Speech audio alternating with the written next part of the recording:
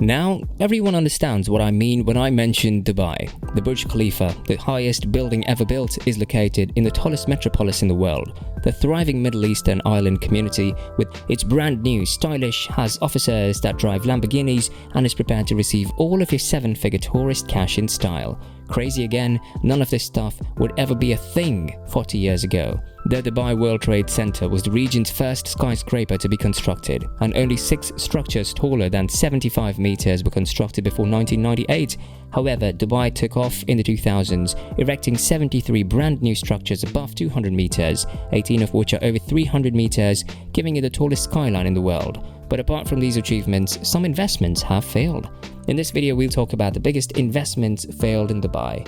But before that, make sure to subscribe to the channel and hit the bell icon for more amazing content. Let's start the video now without further delay. Progression. In no other city has construction progressed so quickly, and it manifests. Dubai is the tallest Florida suburb in the world, not really a large city. Just take a look at this. The majority of Dubai's metropolitan area, including its tall skyscrapers and cultural landmarks, have been divided into several sizable residential and shopping complexes by expressways. Every single one of these has a unique proprietary street layout that hardly ever follows a simple grid into the following mega block. And practically speaking, every building is either alongside the major road or in the cordoned-off area of vacant ground between the road and the back end of the Dubai Creek. It seems as though everyone wants to build everything at once, and Dubai only needed to find a location where everyone could build what they desired. And that's essentially what took place. The city's population has increased from 5,000 to 3 since only 1990. In order to build some suburban villas in their own peaceful communities, 4 million people obtained entire super blocks. A random desert region was also extensively watered and groomed by several universities who wanted to move there. That Versailles was given the appearance of a townhouse. And as for the buildings, they were just placed side by side, since that is how they fit. Additionally, developers would do it in Dubai due to the high demand. Amenities. Buildings, homes, malls, parks, and your morning running track are all separated by an overpowering grid of enormous roadways without a car. The consequence is a terribly inefficient jumble of land usage. All of these sites in Dubai are absolutely inaccessible and are divided from one another by twisted walls made of Hot Wheels tracks that are desperately attempting to connect everything. The outcome is a location that isn't a city in the conventional sense, where the skyscrapers of Hong Kong Central District or New York Midtown are dotted through the rest of the city. Instead, there are restaurants, stores, and real people all around. The skyscraper zones of Dubai resemble an absurdly tall replica of the office park or auto mall in the neighboring suburb, the one that is visible from a roadway. However, you seldom ever see people going there. Yes, that's the way Dubai functions practically. You only come here because there are no other options. When the next business park arises up a mile away, there won't be any reason to shop or reside here because there is nothing intrinsically superior about this highway exit to any other. Almost skyscraper Dubai only enjoys popularity in a city where the population isn't growing twofold. 10 years at a time, this patchwork cordoned-off approach to city expansion will be detrimental to all of its communities. None of these locations has a geographic advantage over the others, and none of these sessions make use of the local environment. Even the nearby attractions are being built upon by them. Recreation areas. The only thing preventing this entire stress from becoming South Central Los Angeles, or these parks from becoming the CD recreation areas on the opposite side of the FDR Drive, is sheer population growth. Even the buildings themselves perform the majority of their functions as autonomous, self-contained worlds apart from one another and the metropolis they are situated in. Towers with their own shopping malls and dining alternatives include the Burj Khalifa, the Burj Al Arab, the Emirates Towers. Additionally, each of these skyscrapers has its own parking garage, so during your entire stay, you won't have to interact with any other buildings directly. Even in Dubai skyscrapers with the highest density, the marina on the streets, all you see are parking garages. These are deserted streets. There is no city here. This is a collection of destinations you can reach by car from the suburbs. It will continue to be the highest city in the world until it loses its cool, at which point people will realize that they can simply continue driving by it. All the effort put into creating the tallest skyline in the world has only resulted in a towering row of gravestones on the side of the road. Dubai, however, did not appear overnight. Dubai was a considerably smaller Persian Gulf port city on the periphery of regional empires long before this current growth. The area that is now the United Arab Emirates was originally made accessible to maritime trade routes under the Umayyad dynasty in the 7th century. Venetian traders were announcing Dubai as one of the sites of the Arabian coast that produced pearls by the late 16th century. Post-independent. After gaining independence from Abu Dhabi in 1833, Dubai joined the other Emirates in looking for protection from the British Empire. In 1892, Dubai officially became a protectorate, and in 1894, it received full tax exemption for international traders.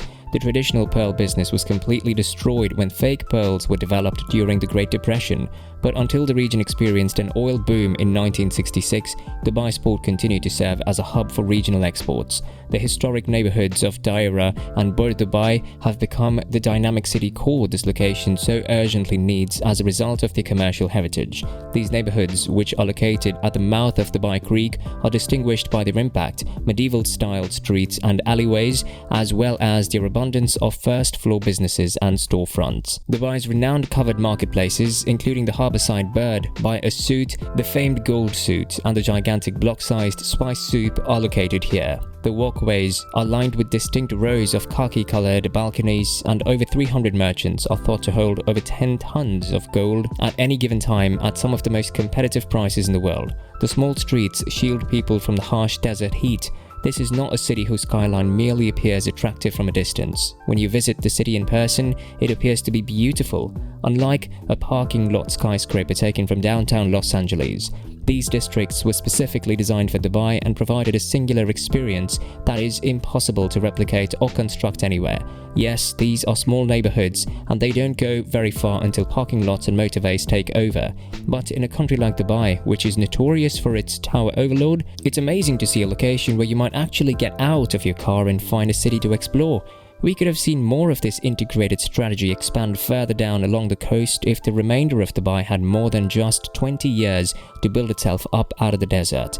In reality, Sharjah, the next emirate north of Dubai, adopted a similar strategy.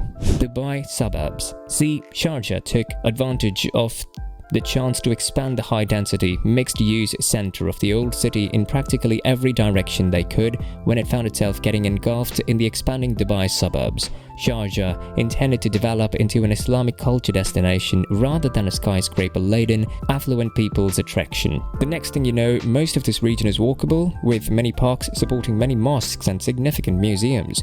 If we look at its de facto city center, which is located around Raleigh Square Park, we can find a major city attraction that is directly accessible by foot from any community in the area.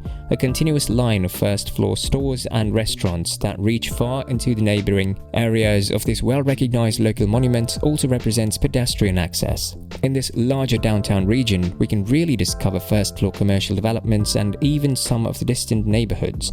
It almost seems like Sharjah came up with a regulation that every other building needs to cram its first floor with local hawkers and peddlers, in contrast to Dubai's parking garages. Even the city's valiant attempts to create a marina-style skyscraper district have a scattering of virtually disorderly stores that starkly contrast with the sandstone monoliths rising above them. But this is just what a typical city should be doing, giving its high concentration of citizens easy access to goods and services wherever they may be.